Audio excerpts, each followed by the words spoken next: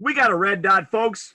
Welcome back to Akron's hottest and fastest growing show, 3-Throw to Go. I'm your host, Hank Forrester, coming to you live from inside 3-Throw to Go home headquarters. And as you can see, I'm joined by two of my friends from Akron Life magazine. We've got Colin and Bree with us today. Both of you say hi, everybody. Hello. Hi. All right. So first of all, in whatever order you want, I guess we'll go with Colin first. And then Bree, just tell us your quick little Akron story. You know, did you grow up here? How'd you end up here? All that kind of stuff. Yeah, I grew up here a little bit. I moved out to the West Coast for most of my younger life and came back. I actually was involved in motorsports of all things and raced cars. And my dad was always a magazine publisher. And we started a business magazine and kind of led that into Akron Life, and that happened in 2002. And we've been publishing ever since. Okay. And I love the Akron community, and at the time there wasn't an Akron magazine, so it seemed appropriate, and that's it. Okay. And Bree? So I bounced around a lot when I was a kid and moved a lot, but Northeast Ohio, I've been here for the longest period of time, and I love Akron. Akron Life magazine, I'm a big fan of print. Colin and I always talk about how I used to run out to my mailbox and get my InStyle magazine because I love reading and I loved the advertisements and just color and print and everything about it. So I work there now in advertising with Colin, and I love Akron. All right. So let's talk about Akron Life magazine. So it's completely tied into the 3-3-0. So tell us how that works. Yeah. So we started in 2002. We were called Akron Life and Leisure. We decided there's no more leisure left in Akron around 2011. So we changed the name to Akron Life, and we are a monthly print publication. And we are a subscriber magazine. So people can subscribe. I mean, they can go to our website, akronlife.com, and click the subscribe button and get the magazine every month in their mailbox. We also have the magazine available on newsstands. So you can go to Acme, for instance, or Giant Eagle, something like that, and get the magazine available on newsstands. So, okay. So what was the plan? I hear you guys altered that plan for March. So for March, everything changed.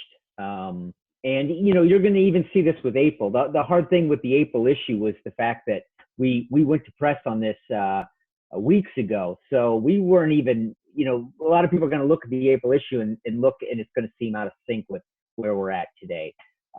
But the March issue, when we put this out, and of course, we're talking about travel, food, destinations, which people aren't really going to be able to do right now. And a lot of our sales come from newsstands. And so we released the March issue actually on our website. So you can go to akronlife.com and get the magazine downloaded for free so people can read up on it right now. Okay. And it's interesting, right? Because from a content standpoint, that's right. I mean, you're always, especially with a magazine, something that is going to print, you're usually working on that content a month or two in advance. So absolutely, or farther out than that. So to say that you and I have both had to pivot is a drastic understatement. I mean, our platform is based on covering food and fun and events and stuff out in the community, right? So what from a lifestyle publication, how's that content going to shift? What's going to be the next step then? Well, we're still going to stick to a lot of the things we do, but the world's going to change, and especially in the immediate future. So a lot of what you're going to see in the May issue, April's already gone. People are going to be getting it in mailboxes. So, you're going to get, our April issue, and it's a lot. All this stuff was planned before this all happened. But for the May issue, we were already working on personalities. It was kind of the feature of what we were doing, and these personalities are now going to shift to heroes and people that are out there in the community, and really looking at stories of whether it's restaurants and what they're going through, to first responders and what's going on, and how they're helping. And this story, as everyone well knows, is changing every day. So it's hard to really say where we will be in a few weeks when we're really ready to go off the press. Yeah. Hey, so question for Bree. Now, I know you work with advertising too. That's obviously quickly changing too, in terms of how we all have to do this as far as advertising and supporting one another. So is there a plan in place for that, or what are you guys thinking about that as far as with the magazine? Historically, it's proven that the brands that kind of stay the course come out, thriving. So we are trying to encourage our advertisers to look at different opportunities where they're still maintaining a presence, but they're doing it a little differently. So that might mean we have a newsletter that we publish called 330 Connect, and that goes out to a large number of people. Usually that is going to be something you open up to plan your weekend. And right now, weekends look a little bit different. So the weekend is now, hey, who is curbside delivery? And is there anything live that I can do on the internet to kind of make the weekend more interesting? So there are other online alternatives to advertising. Print is still going to happen. And I would imagine, now that people are in their homes more, they're probably looking around and thinking, hey, maybe I want to work on this or touch something up. And what's really cool about April is that we are publishing 330 Homes, which is a Homes Everything magazine. And interestingly enough, takes you on a tour inside of some homes here in Akron that are really cool. So it'll be good for raising spirits and kind of thinking, hey, weather's going to break. What are some things I might want to do? And for advertisers, that could be a good opportunity to get in front of them. So yeah, we're here to help them however we can. And we stay positive in providing, a great resource for our subscribers. Okay. And to that end, Colin, so, you and I joked before we went live that you were looking to increase your online presence, and now we're all kind of being forced to adjust to that, right? And yeah. One of the things that me and Bree talked about before the call is the entire infrastructure of the internet itself, the cabling and the actual servers and everything has been strained, and actually it's performing quite well when you look at it. I mean, yeah. All businesses have moved to doing what we're doing right now, and that's these Zoom and other kind of teleconference calls. And on top of that, everybody's streaming. They're watching their Netflixes and their Hulus and their Redboxes and Rokus and all that. Okay. So now that's going to be, it's kind of forcing us all to make this adjustment. So do you have a plan moving forward in terms of your online content and how you're going to adjust to that? Well, we've always, we've been online, obviously, with AkronLife.com and other pieces for a little while. And one of the platforms we really like is email. So we will increase that.